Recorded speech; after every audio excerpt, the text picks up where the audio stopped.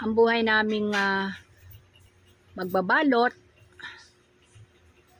ay walang kasiguraduhan sapagkat minsan mabili, minsan naman ay matumal.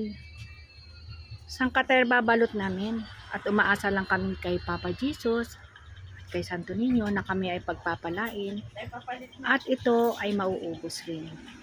Napakarami po, hanggang doon ang aming mga balot. Puro balot po yan, no, mga kamamsis, ka-farmers. Sangkaterbang balot po yan.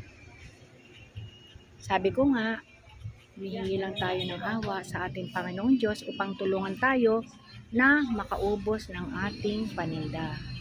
Yan, naka-electric pan pa ang aming balot upang hindi masyadong uminit. Balot kayo dyan!